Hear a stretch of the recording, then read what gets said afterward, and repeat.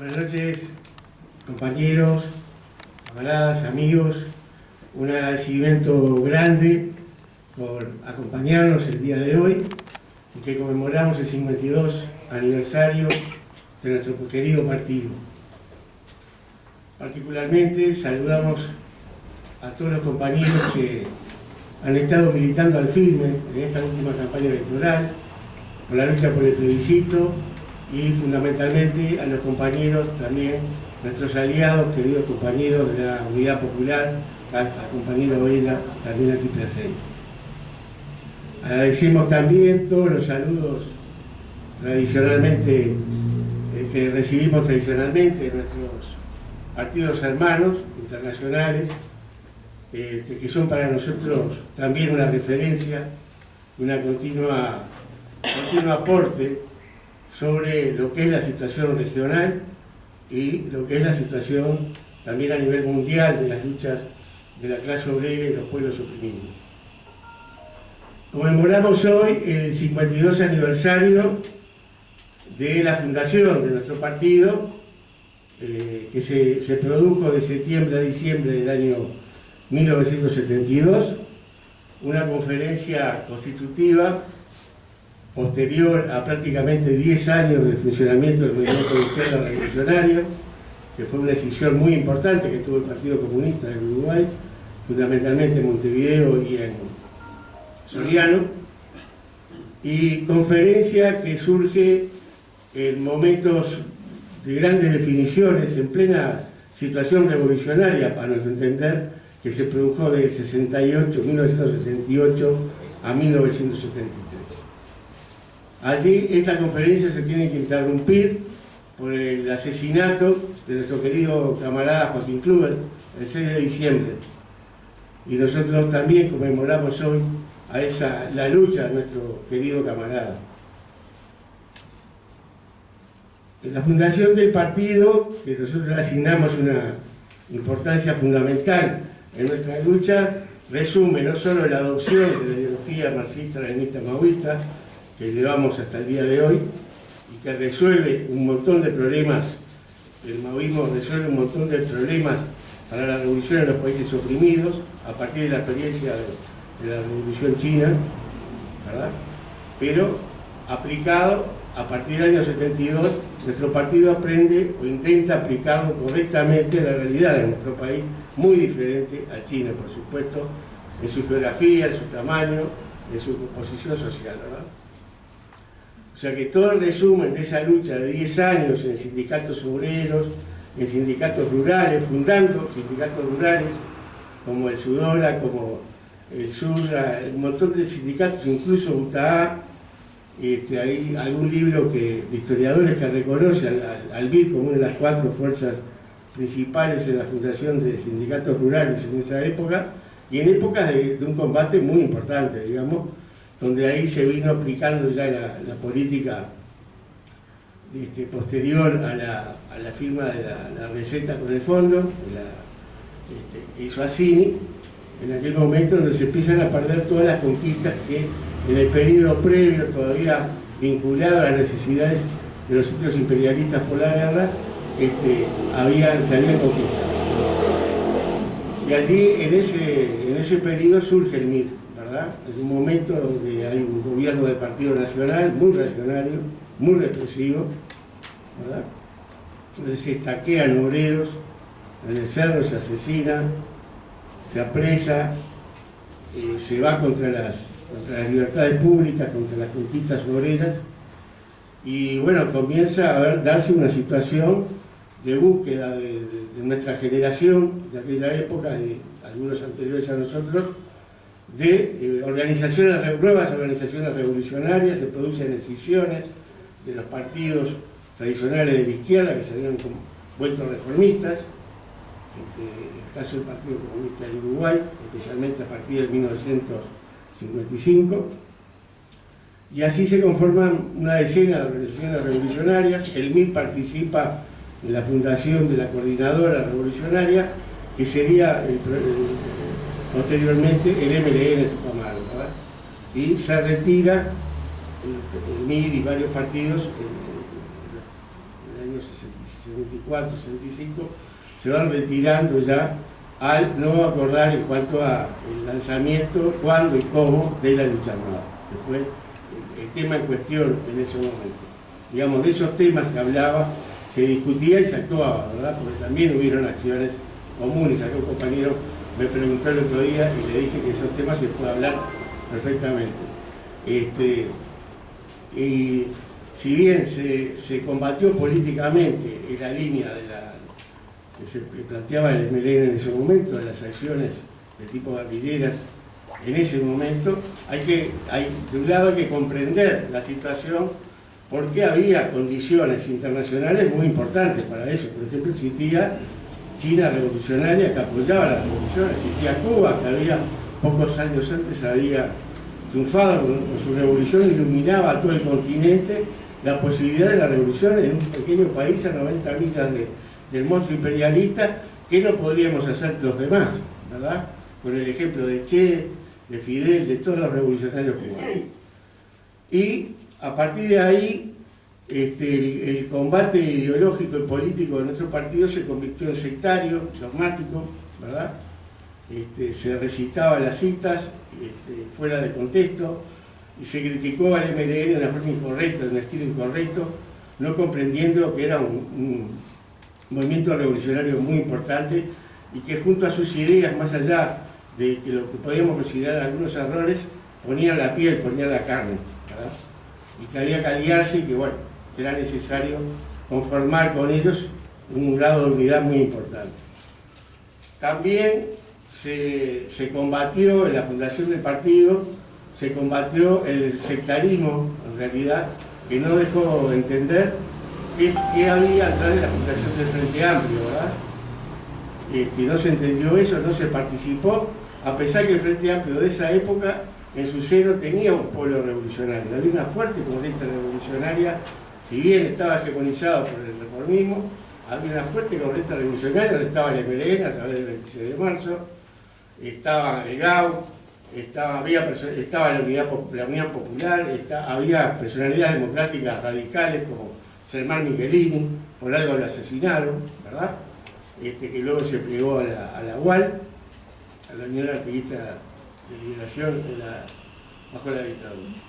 Pero en ese periodo se da esa lucha de líneas contra lo que era el grupo de Chenique, que eran varios hermanos que tenían medio copado varias áreas de la dirección del partido, y surge el grupo de Masucci, Víctor Masucci, David Homero, Julio Arizaga, Carlos Cabezudo, que encabezan una crítica muy productiva, en que nosotros a partir de ahí se vio la necesidad de, por un lado, pasar de movimiento a partido y por otro lado, un cambio radical de la línea del partido. Por eso es que nosotros ponemos el acento en esa fundación. Nos parece que a partir de ahí no solo se tenía una definición marxista-leninista, sino un verdadero estilo marxista-leninista, ¿verdad? Para trabajar en la realidad con una verdadera línea de masas junto al pueblo por la revolución, ¿verdad? Entonces, esa fundación en el año 72, que ya contábamos con dos mártires, Santiago Rodríguez y Joaquín Kluwer, nos permite solamente 6 meses de legalidad, porque en mayo viene una gran ola represiva donde muere nuestro camarada Óscar Fernández Mendieta, gravemente asesinado en el cuartel de Durazno, y al mes siguiente, bueno, ahí la mitad de los compañeros del Comité Central y del Comité Sindical, de su dirección, están presos, y la otra mitad se tiene que replegar en Argentina. A partir de ahí cambia mucho la situación y viene el golpe de Estado. Allí el partido reagrupa sus fuerzas como puede y participa muy activamente en la huelga general, en largarla, en sostenerla frente a las vacilaciones del oportunismo, que después dice que mandó un papelito que nunca llegó, con el lanzamiento de la huelga, mientras estaban negociando realmente otra cosa con los dictadores, con la dictadura militar fascista. Para resumir, durante la dictadura, el partido siempre se mantuvo en el frente de combate más duro, la clandestinidad.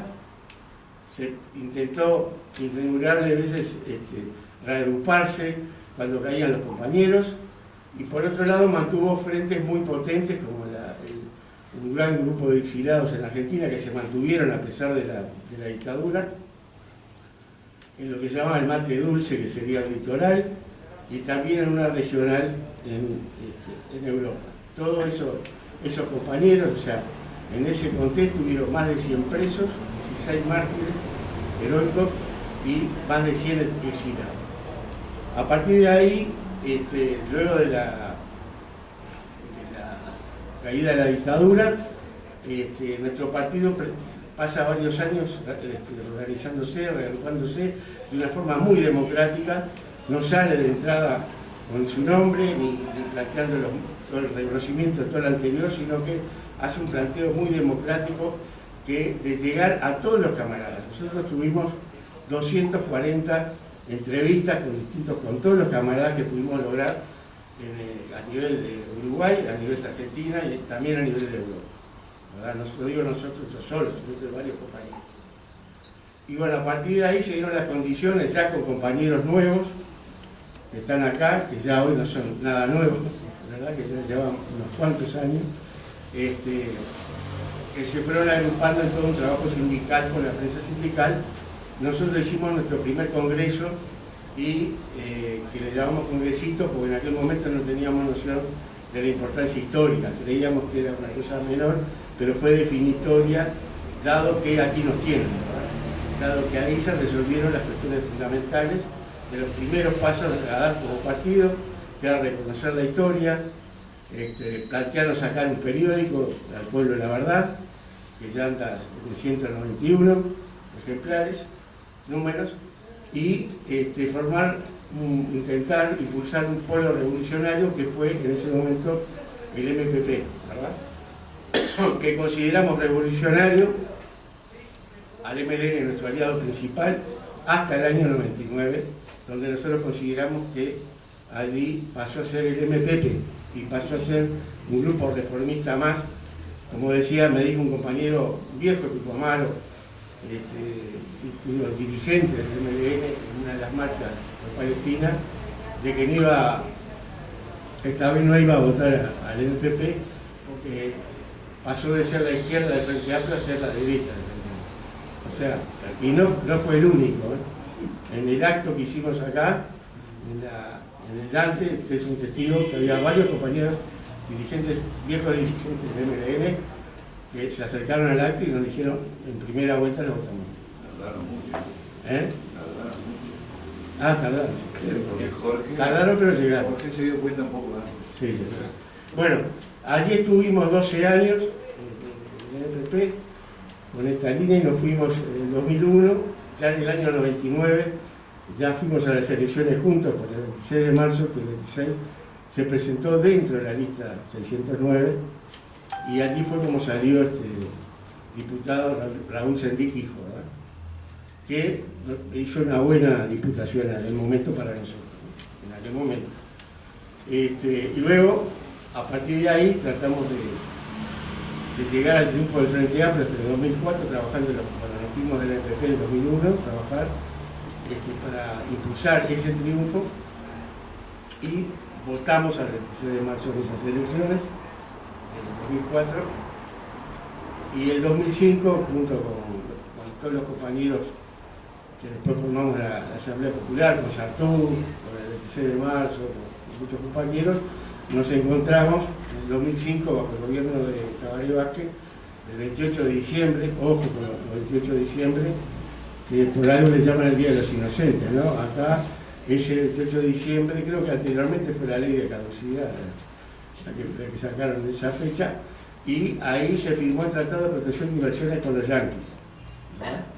Entre las fiestas, mientras el pueblo está distraído, y ahí dijimos que la cosa no daba para más y que bueno, que había que formar algo nuevo, y surge la Asamblea Popular, y a partir de ahí no les cuento más porque ya es una historia que más o menos todos conocen. Por otro lado, compañeros, les quería dar un pantallazo de cómo vemos la situación internacional. Creo que estamos viviendo una situación internacional que está caracterizada por algunos cambios muy importantes que se han producido en estas últimas décadas, sobre todo, que se han concentrado hoy y que tiene que ver con los cambios de la correlación de fuerzas entre las potencias imperialistas, fundamentalmente, donde el imperialismo yanqui, que sigue siendo la potencia principal en lo político, económico, militar, ya está en una disputa, sobre todo con China, que nosotros consideramos que ya es un país capitalista cerrado y también una potencia imperialista, que busca sus intereses en todo el mundo, económicos, políticos, militares, y otros, por ejemplo, ahora tenemos el caso de Rusia, que se ha recuperado después de la pérdida de influencia por la caída de la URSS, y quiere disputar sobre la base de un gran poderío militar que ha logrado, y de tener reservas estratégicas también de energía y un gran territorio, ¿verdad? También hay potencias, por supuesto, europeas, tradicionales, y nuevas potencias, como son Turquía, que ahora está jugando un rol preponderante en el ataque a Siria, por ejemplo, en la lucha contra el heroico pueblo kurdo, por ejemplo. Tenemos Arabia Saudita, los propios Emiratos, ni que hablar Israel, el Estado sionista de Israel, con su agresión al heroico pueblo palestino, que está desarrollando el genocidio en Gaza, ya lo está llevando a la destrucción en Cisjordania, atacando al Líbano, y participa instigando también estos ataques a Siria, ¿verdad? Y forma parte de todo un plan imperialista en esa región. O sea, esto ha desembocado en un aumento creciente de la contradicción interimperialista. Bajo el imperialismo, según Lenin, la época del imperialismo, hay 4 contradicciones fundamentales, no hay una sola. Hay 4 que son fundamentales. Una es la contradicción interimperialista, intermonopólica, que caracteriza la época. Siempre hay, además, 4 o 5 potencias que se disputan la hegemonía. Además que hay otros imperialistas de segunda, tercera categoría que se van alineando con las potencias principales. Por eso está el BRIC, por eso surgen otras cosas. Otra contradicción es entre la burguesía de los países imperialistas y el proletariado de esos países, ¿verdad? Después, hay otra contradicción que en general es el área principal donde se dan las luchas, que es la contradicción entre los países imperialistas y los pueblos oprimidos, que son la mayoría de los pueblos del mundo, ¿verdad? De África, Asia y América Latina, fundamentalmente.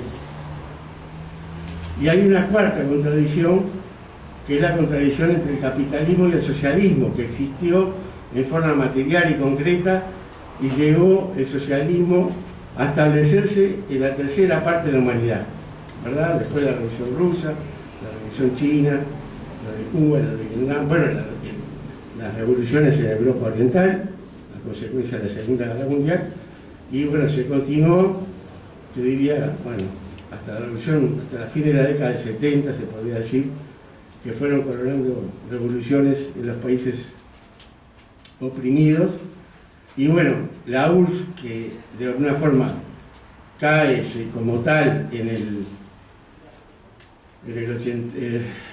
92, y efectivamente nosotros entendemos que hay una caída realmente del socialismo a partir del 55-56, con el 20 Congreso del PECUS, y lo que eso se dio. China, muere Mao, Zhuenlai y Chu Te, los 3 principales dirigentes de la revolución China, el Partido Comunista Chino, y aprovecha la derecha del partido representada por Deng Xiaoping en dar un golpe allí, y empiezan toda la política de las reformas que terminan convirtiendo a China en un país capitalista, donde incluso en el partido un gran porcentaje son los millonarios más grandes que hay en China, ¿no? El propio Partido Comunista, llamado como.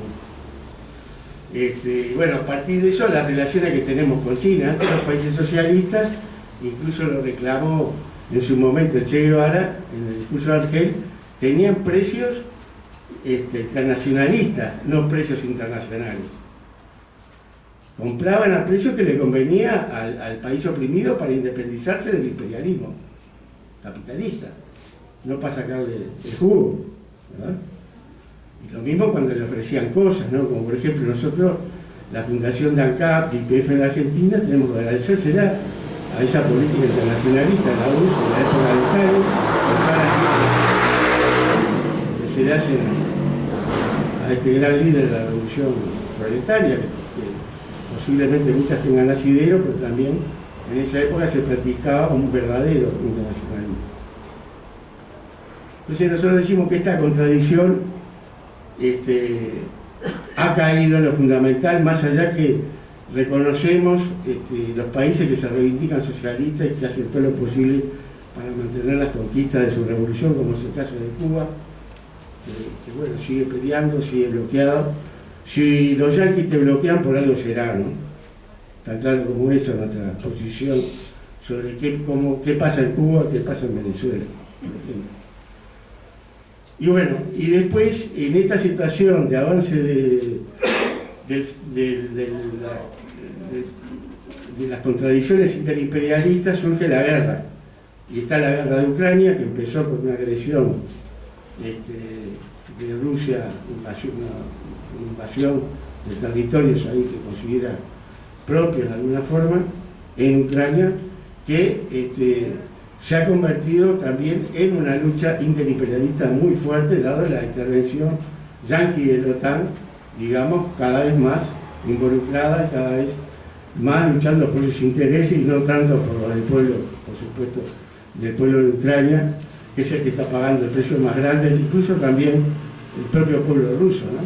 Que hayan perdido muchas vidas y que ninguna de estas vidas es para combatir ningún fascismo, ¿verdad? Porque el propio Putin es muy amigo de Trump, de todos los fachos que hay en Europa, que se reúnen hasta Meloni y todos estos están promovidos en la base de la política anti-europea que tienen esos partidos que de alguna forma les sirve estratégicamente, pero generando en esos países un gran problema, porque hay derechas como hay en Alemania, nazis con armamento ruso. Eso lo vi con mis propios ojos hace un par de años en la televisión, que descubrieron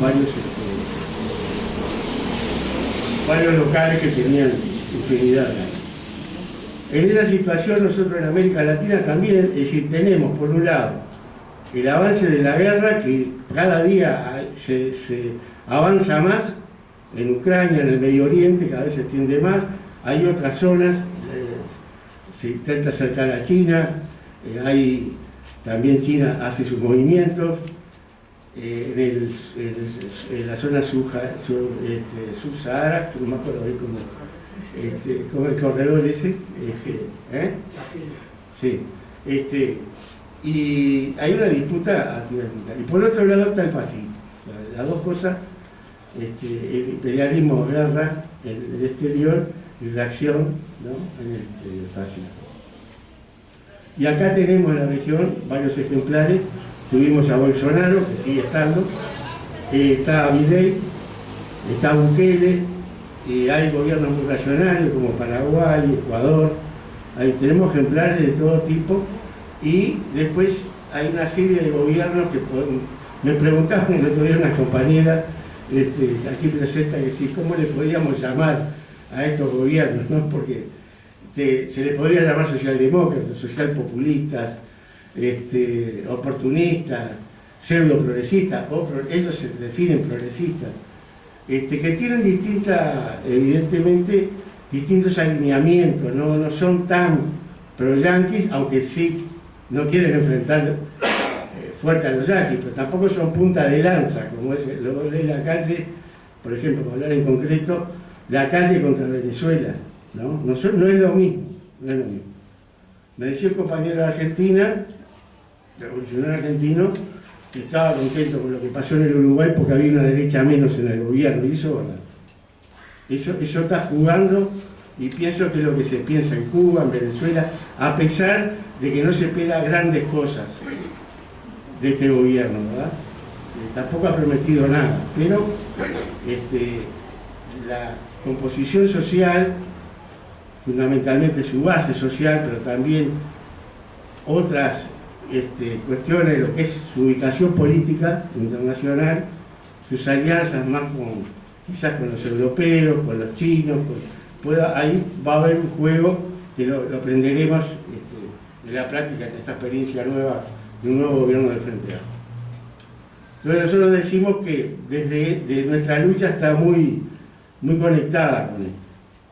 Finalmente, compañeros, para terminar, porque ya se ha dicho mucho sobre lo que ha sido la lucha acá en el Uruguay en la campaña electoral, nosotros creemos que ha sido una gran batalla que dimos junto a los compañeros de la Unidad Popular frente a los trabajadores, que tuvimos una exitosa alianza electoral, y entendimos que necesitábamos ampliar la alianza y logramos aliarnos con los compañeros, los sectores que estaban en condiciones de hacerlo. Somos un país chico, hay una izquierda revolucionaria y clasista chica, por el momento no hay grandes desprendimientos, y nosotros lo que tenemos en este periodo tenemos que mantenernos, persistir y esperar crisis inevitables que se van a producir. Sin crisis económica, política, no hay ningún salto revolucionario acá ni en ningún lado del mundo. Mientras la cosa sea un peso más, un peso menos, un grado de Producto Bruto un poco más arriba, más abajo, alguna ley represiva más o menos, no se puede esperar grandes cambios.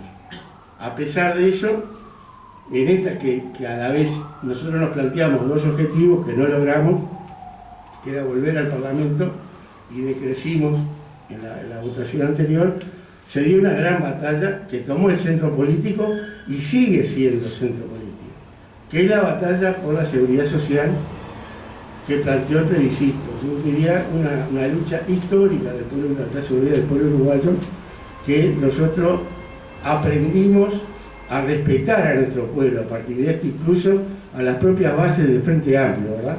El 70% de esas bases votaron el plebiscito en contra de lo que planteaban la mayoría de sus dirigentes, y eso hay que tenerlo en cuenta cuando hacemos política, y tratar de unirnos lo más posible y reconocerlo y tomar en cuenta sus opiniones, incluso aprender de ellos. Esta es la línea maoísta de cómo encarar la relación con las masas. No la academia, no nosotros allá arriba, que sabemos todo lo que es bueno y malo, sino que el pueblo también sabe cosas. Y también ha experimentado, y hasta acá llegó su grado de conciencia. Entonces nosotros, que vimos quiénes nos votaron, nos votaron 10.000 compañeros, y resulta que hay 1 millón casi de votos al plebiscito, una propuesta casi programática, profunda y radical, porque es sacarle la guita a la AFAP como muy duro para la clase dominante y para el capital financiero. Está planteada así la situación. Nosotros hemos hecho un balance muy positivo de lo que fue el trabajo en todo el país que se realizó. En el caso de nuestro partido y también de nuestros aliados, hay compañeros nuevos que se han integrado, hay jóvenes que se han integrado al trabajo, lo que le da buena perspectiva. Creemos que fue un trabajo serio, que se hizo a todo nivel, con grandes sacrificios de gente que trabaja todo el día, todos los días, en general los que tienen trabajo, familia, presupuestos altos, una inflación que no es la que dice el gobierno, y se pudo llevar adelante este trabajo. Y nosotros lo que tuvimos, en particular, quería referirme a la táctica de la segunda vuelta, que tenemos diferencias con los compañeros de algunos partidos hermanos acá de la Unidad Popular, que respetamos su presupuesto, respetamos su posición y la comprendemos sobre la base de la bronca que le tenemos a estos gobiernos, las 3 experiencias de gobierno frente amplista, por supuesto, que no cumplieron ni siquiera con los programas lavados que tenían. Pero nosotros entendíamos que acá había 3 aspectos que había que tener muy en cuenta en la votación. Primero, había que sacar a la derecha del gobierno. No se aguanta más esta derecha del gobierno. Esto es muy serio. No es una cuestión así de teoría, es muy vinculada a la práctica. Pregúntenle a los docentes de este país lo que significó este gobierno en la elección de horas, de los grupos que faltan, todo lo que se ha descrito acá. Las rebajas salariales, gravísimo que se dio en este país, que no tiene antecedentes, una cosa así, en los últimos años. La ley represiva, la luz, bueno, seguiría. Todo lo que se ha mencionado acá. Primero sacarlos del gobierno. También como un compromiso internacionalista hacia la lucha. No es lo mismo un gobierno que trajo la embajada de Palestina al Uruguay que otro que es punta de lanza permanente contra el hermano pueblo palestino. No es lo mismo para nosotros. Y para el pueblo menos. Para la gente menos. Y vamos a hacer la experiencia con ellos y ese es el segundo punto. Hagamos esta experiencia con la clase obrera que votó masivamente al Frente Amplio. Queremos hacerla nuevamente. Hay compañeros que dicen, otra vez sí, las veces que sea necesario. ¿Cuántos años vamos a luchar? Los que sean necesarios. ¿Cuántas experiencias? Y Lenin expresa que los pueblos aprenden sobre todo de su experiencia, no tanto de la propaganda que hagamos. Nosotros vivimos haciendo propaganda, todos los grupos, años, décadas. Y bueno, la conciencia que hay en las condiciones que hay, objetivas y subjetivas. El segundo tema, ser compañero de los trabajadores, de la gente que vive en nuestros barrios, de nuestra familia. Acompañarlos en esta experiencia nos va a colocar en una mejor situación para que nos escuchen y que no nos digan, no, ustedes hicieron tal y tal cosa. En tercer lugar, nosotros creemos que es claro que si yo quiero luchar contra alguien, como el Frente Amplio, que no creo que haya nadie que tenga duda de nosotros, nos fuimos del Frente Amplio cuando ganó, mientras otros recibían cargos. Nos fuimos en el MPP cuando triplicó los votos. ¿Por qué? Por principios. ¿Tá? Hay muchos compañeros que nunca estuvieron aliados con nadie, por ejemplo, y dan cátedra, ¿verdad? Entonces es muy fácil estar en esa posición y dar cátedra a los demás. Para nosotros nos guiamos por Lenin en esto, en las cuestiones del ataque. Y Lenin plantea muy claramente que en estos casos no conviene que nosotros, por las masas, por lo que empiezan las masas, como decíamos en el punto anterior, nos opongamos a lo que ellos creen que puede ser una solución cuando no hay otro, si no hay otro camino. Por ejemplo, en la primera vuelta estaba claro que éramos una opción de ir al Parlamento, ¿verdad? Ahí estaba claro. En la segunda no. Para ir al tercer punto y terminar por acá, nosotros creemos que la mejor forma, la mejor condición para luchar contra el Frente Amplio es que estén en el gobierno, que no estén 5 años más en la oposición responsable haciendo la plancha y votando esto sí, esto no, y mucha televisión y mucha cosa, y entregando del movimiento sindical de pies y manos a la clase obrera. Ahora van a tener que, los propios partidos que están dirigiendo la clase obrera van a tener que tomar, van a estar en el Ministerio de Trabajo seguramente. Hay que ver ahí con quién votan los consejos salarios. Hay que ver los aumentos de salario. Hay que ver si se animan a quitar las leyes, tantas cosas que dicen que se han opuesto, que cada vez son menos a las que se oponen, porque ellos quieren gobernar con las clases dominantes, con el imperialismo, con la burguesía, con ese aval, y tirarle algunas migajas al pueblo y darle algunos derechos ahí que se puedan considerar como avances sociales y cosas por el estilo. Compañeros, en esta situación nosotros creemos que hay un cambio en la situación política actual porque ya se pasó el periodo electoral principal, si bien están las municipales en las que vamos a participar, en donde podamos. Creemos que acá hay que profundizar, digamos, lo que es el trabajo en lo que es nuestro centro de gravedad histórico, que es el movimiento sindical, el movimiento obrero. Y todos los movimientos sociales, el movimiento feminista popular, el movimiento estudiantil, el movimiento de jubilados. Ahí, desde ahí es donde nosotros vamos a encontrar nuestro terreno, no es el terreno electoral, ni siquiera el de los plebiscitos que se rigen por las leyes burguesas, donde la propaganda es totalmente desigual. Bueno, ahí donde estamos nosotros, entre la gente, ahí vamos a ir fogoneando un nuevo abajo de la lucha de clases en nuestro país, de la lucha de la clase obrera, en una perspectiva revolucionaria por la liberación nacional y el socialismo y el comunismo en todo el mundo. Arriba los que luchan.